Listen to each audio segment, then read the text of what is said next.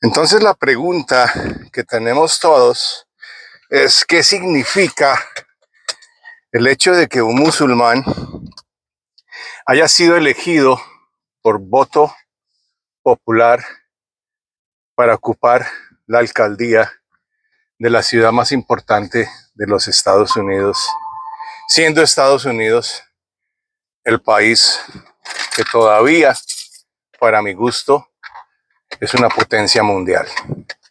Sí, lo podrían discutir, que ha perdido, que le falta, que le sobra, que no tiene. Sí, estamos de acuerdo, pero todavía sigue siendo una potencia mundial. O miren lo que está sucediendo en el Atlántico al norte de Venezuela y de Colombia. Estamos en presencia de un fortín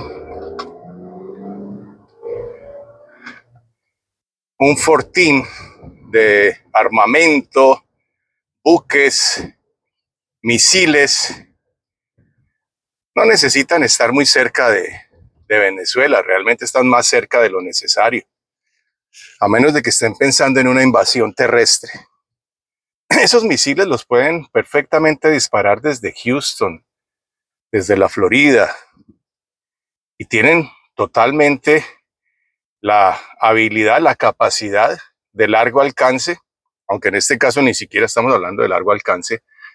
Lo que un avión se demora 3 horas y media en recorrer desde Miami hasta Bogotá, serían 3 horas, 2 horas y media desde Miami hasta Cartagena, Barranquilla.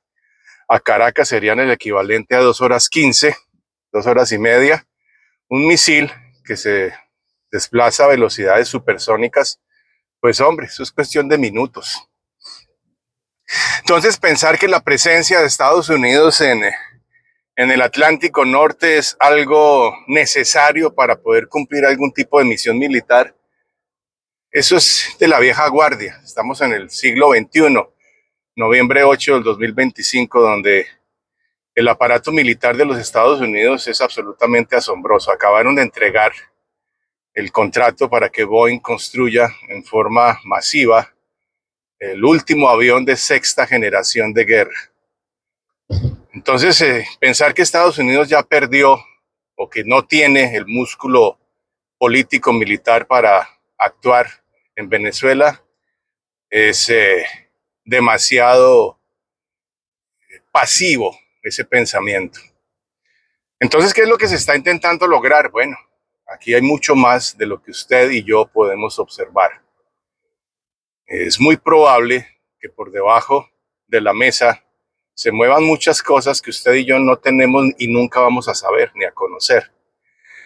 Por eso es que la Biblia nos dice en el capítulo 8 de Juan: si permanecéis en mí y mi palabra permanece en vosotros, conoceréis la verdad y la verdad os hará libres. Bueno, ¿libres de qué? Número uno, no conocemos la verdad, porque está diciendo que implica la necesidad de conocer las Sagradas Escrituras para poder salir de un sistema de engaño mundial revelado en Apocalipsis capítulo 12. Aunque a usted no le guste lo que voy a decir, es la realidad. Usted y yo estamos bajo engaño, y este engaño no es de hoy ni de ayer, es un engaño mundial que lleva siglos. Usted y yo todavía pensamos que el hombre fue a la luna el 20 de julio de 1969. 56 años después, ¿dónde están las piedras? Bien, gracias. Las piedras que trajeron de la luna.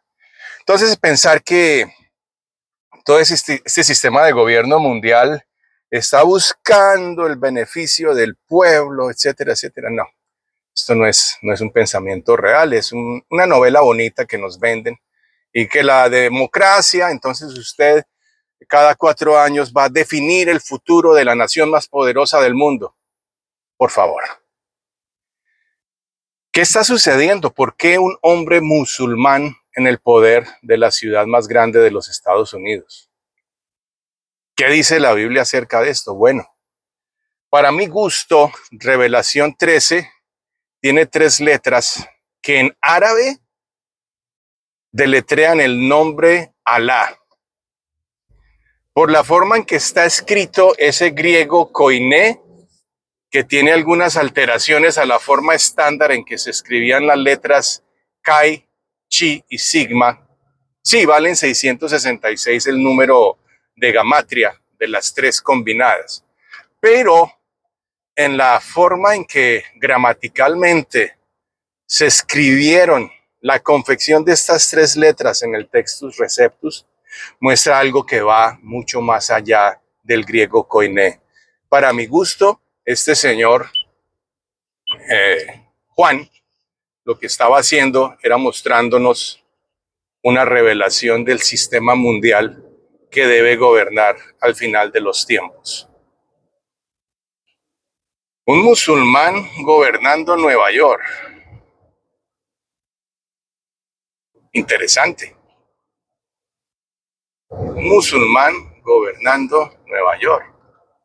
¿Qué sigue? ¿Quién lo eligió? Bueno, observemos cuál es la salud mental del país Estados Unidos de América a las alturas de lo que estamos viviendo, noviembre 8 del 2025. Si fue elegido por democracia, si las masas salieron por miles a apoyarle y a declarar lo maravilloso que es y el magnífico gobierno que traerá, bueno, observe el gobierno que ha sucedido en las naciones musulmanes, que ha hecho el Islam por los países y las ciudades donde han gobernado. Sin ir muy lejos, ¿qué pasó con la revolución islámica en el país de Irán? ¿Cómo era Irán antes y después de la revolución islámica? No se engañe, no soplan buenos vientos para Nueva York. Y yo, en mi humilde opinión, lo que veo es un juicio que viene sobre Nueva York. Y lo que pasa en Nueva York nunca se queda en Nueva York. La pandemia inició en Nueva York, ¿sí o no?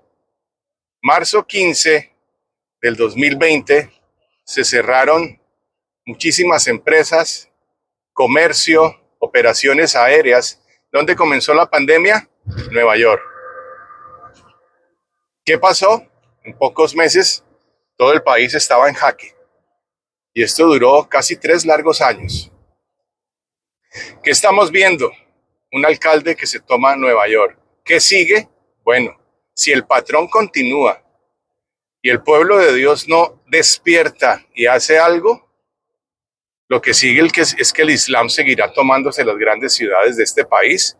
Y por último veremos otro Irán, una revolución islámica en el país de Estados Unidos de América. A menos que el pueblo de Dios reaccione y haga algo. Lo preocupante es que el pueblo de Dios ahorita está preocupado por el arbolito de Navidad, que es el arbolito de un demonio llamado Astoret. Y en las iglesias se edifica sin ningún tipo de filtro, ni de remordimiento, ni de asco, como si fuera algo totalmente normal. Y el problema no son los feligreses, porque al fin y al cabo la gente va y deposita su moneda con la esperanza de que le enseñen algo, en promedio. La responsabilidad la tienen estos pastores que con títulos teológicos y con credenciales supuestamente dadas por quién sabe quién, se supone que deberían enseñar la verdad. Bueno, hasta la fecha de hoy, todos estos países siguen, todas estas iglesias siguen con sus prácticas diabólicas. El arbolito de Navidad, que es el arbolito de Astoret, la Navidad misma, que es el nacimiento del anticristo Nimrod, que nació el 24 de diciembre a las 12 de la noche. Usted todavía, me imagino que ignora que Jesús no nació el 24 de diciembre a las 12 de la noche. Y lo ignora y es por una razón. La iglesia donde usted asiste no tiene ningún interés en la verdad. Por eso la Biblia dice en Juan 8, si permanecéis en mí y mi palabra permanece en vosotros, conoceréis la verdad y la verdad os hará libres. Usted no es libre en tanto no conozca la verdad. Yo no soy libre en tanto no conozca la verdad. ¿Sabe cuándo nació Jesús? ¿Sabe cuándo murió? ¿Sabe cuándo resucitó? Para usted que desconoce las escrituras por el tipo de iglesia al que asiste, Jesús murió el Viernes Santo y resucitó el domingo de resurrección. Cuente cuántos días hay del Viernes Santo al Domingo de Resurrección y cuántas noches hay. Y lea Mateo 12:38, donde Jesucristo profetizó que habrían 3 días y 3 noches. ¿Qué estamos viendo? Que la iglesia no tiene ni remota idea de lo que en realidad ha acontecido en el nacimiento, la muerte y la resurrección del Señor Jesucristo.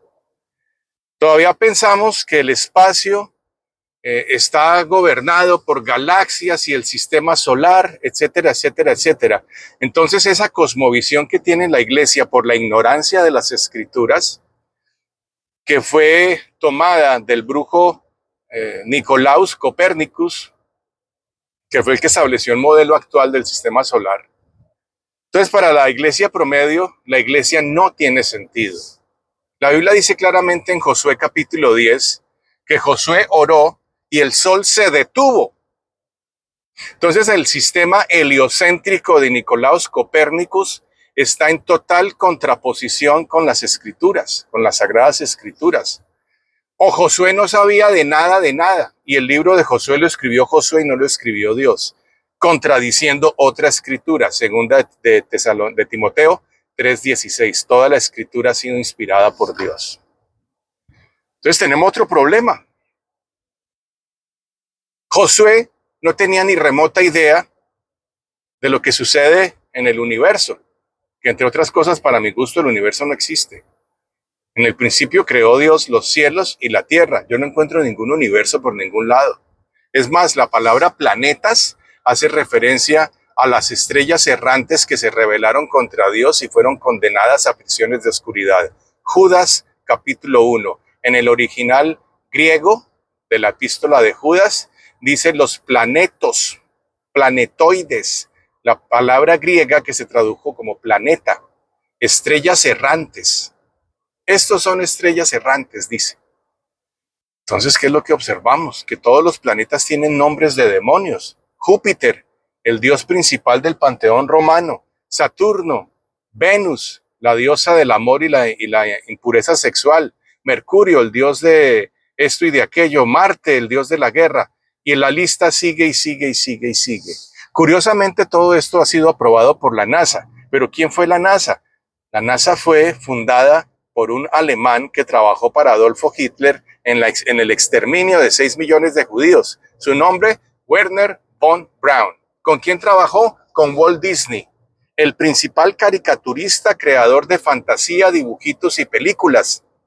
A partir de la adición de Walter Disney a la NASA, empezamos a ver todos los supuestos avistamientos de galaxias, planetas y entre ellos la Tierra como una esfera redonda, muy bien pintada por el artista de turno Walt Disney. Es hora de despertar. Revelación capítulo 12 nos dice que Satanás ha engañado junto con los ángeles que arrastró con su cola. Este dragón, la serpiente antigua que se llama Diablo y Satanás, sigue utilizando la misma estrategia de Génesis capítulo 3 para engañar al mundo. ¿Cuál fue? ¿El árbol de manzanas? Por favor, lea la Biblia. El árbol de la ciencia, del conocimiento, del bien y del mal. El día que de él comas, ciertamente morirás. No era ningún árbol de ninguna manzana. Era el árbol de la ciencia.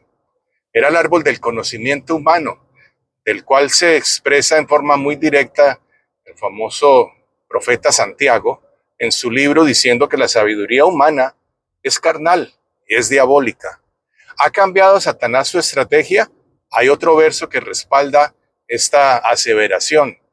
Tesalonicenses capítulo 2, verso 8. Mirad que nadie os engañe por medio de filos, sofos, amor al conocimiento. Otra vez, mirad que nadie os engañe por medio del conocimiento y de la filosofía humana, por medio de tradiciones según los rudimentos del mundo y no según la palabra de Cristo. Colosenses capítulo 2, verso 8. Y la iglesia sigue preocupada por comprar bodegas cuando Jesús nunca edificó ninguna, cuando los apóstoles nunca edificaron ninguna. Nos hemos apartado de la doctrina original y nos preguntamos por qué un musulmán está gobernando Nueva York. Esto, al ritmo que lleva, se pondrá peor, peor y peor. ¿Qué sigue después de Nueva York? Para mi gusto, el país entero. A menos que la iglesia despierte y deje de armar arbolitos y campañas pro templo y empiece a discipular, a predicar, a reprender al diablo, a sanar enfermos, a colocar sus manos sobre los enfermos, a hacer campañas evangelísticas a lo largo y ancho, como es el común denominador del libro de Hechos. Hoy en día estamos más preocupados en construir una bodega, en colocarle luces, instrumentos musicales, cámaras de televisión para ministerios internacionales que puedan lograr el mayor recaudo posible de diezmos y ofrendas, que en el discipulado de la gente para equipar a los soldados de Cristo con todas las armas del evangelio para destruir toda fortaleza del diablo en la tierra. ¿Es o no es así? Entonces no nos sorprendamos de que esto está como está. ¿Por qué? Porque el diablo está avanzando. En tanto la iglesia esté dormida, pensando en arbolitos de Navidad y en comprar la siguiente bodega y en acumular para los tesoros de este mundo, cuando Jesús le dijo a sus discípulos, no os hagáis riquezas en la tierra, predicad el evangelio a toda criatura. ¿Usted está predicando el evangelio a toda criatura? ¿Cuántos estudios bíblicos está dirigiendo? ¿Cuántas personas ha bautizado? ¿En cuántas campañas ha participado? ¿Está apoyando el evangelismo del mundo o está haciendo tamales para la próxima campaña pro templo?